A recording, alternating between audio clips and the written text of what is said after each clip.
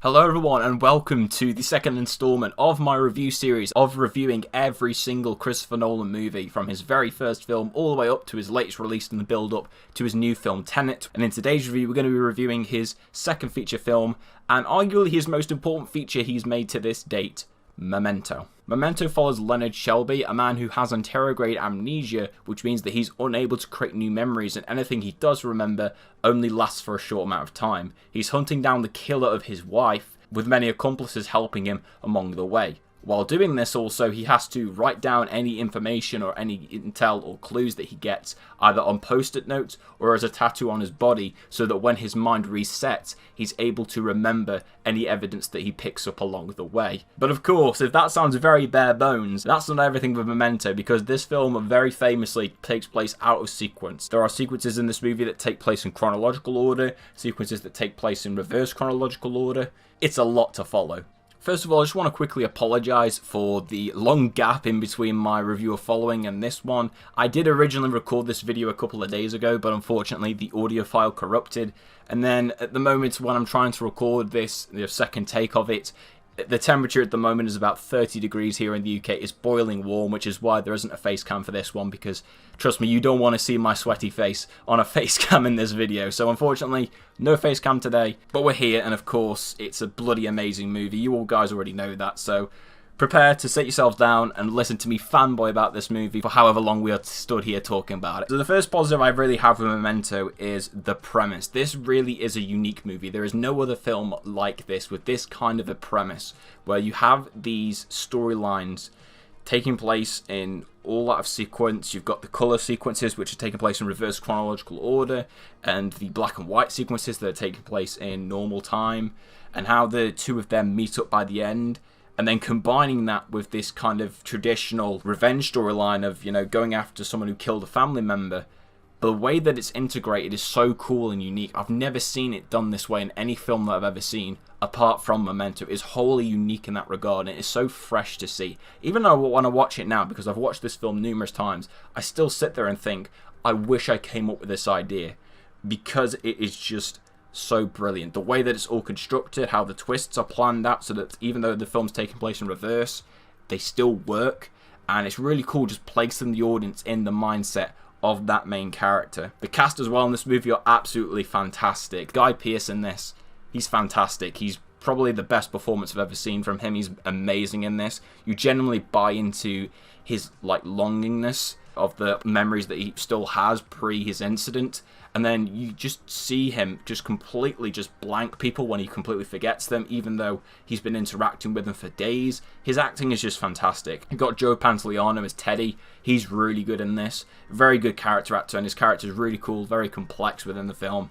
And Carrie-Anne Moss as well is also really good here. Her character is very manipulative, but you also get an understanding as to why she's like that. Like I say, these are just characters where you think of them one way, but because of the way the film's structured, it constantly keeps on recontextualizing how you perceive the characters, which was just such an interesting technique to employ. Editing in this film as well is also brilliant. This is honestly such an underrated aspect of the movie, because the way the film is edited so that you start out the movie having little to no idea what's going on, but then slowly getting the idea throughout of what's happening, what sequences are taking place where and when. And one detail I really liked is that with the scenes that take place like in reverse chronological order, the color sequences, they're all shot so that they always overlap each other, so it always helps the audience know that these scenes are taking place before the prior one. I thought that was a really cool technique, because they didn't have to do that, they didn't have to use that method, but I thought it was really good in terms of,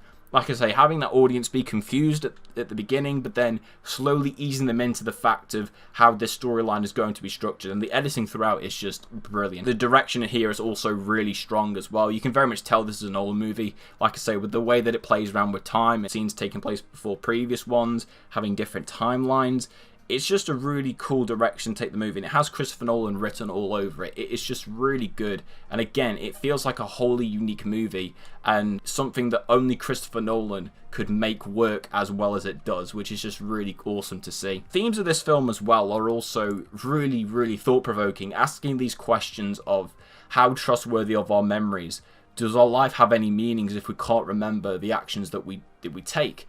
it is so interesting to go into that, and then you start to question Leonard himself. You start to question what's the difference between facts and memories, facts and truth. It's just the kind of questions where the film does such a great job of alluding to them, and long after you stop watching the film, you'll be sat there thinking about the questions that the film poses to you. It's just so brilliant.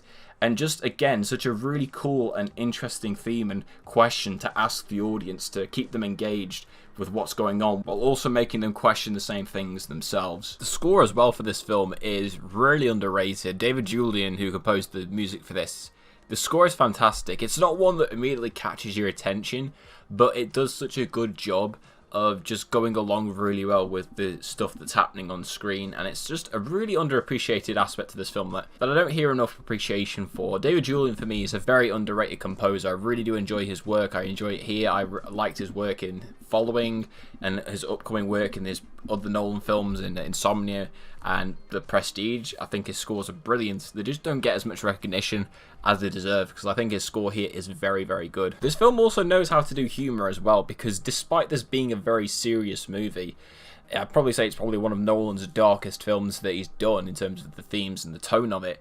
It knows when to place its humour throughout the film, which was a really nice aspect to see. There's quite a few scenarios where, because of Leonard's condition of him having short-term memory, that is kind of played for a joke at times in the film, and it actually works really well. And there was quite a few times in the film where I actually did find it quite funny. Like, there was one point in particular, like halfway through the film, I'm not gonna lie, I was laughing quite loud because of how funny the scene was, and it was just nice that the film had that humour throughout. And of course, I'll be remiss if I didn't talk about the ending to a certain extent. Now, I'm not going to spoil it here, because I think anybody who's watching this review who hasn't seen Memento needs to watch it, so I'm not going to spoil the ending.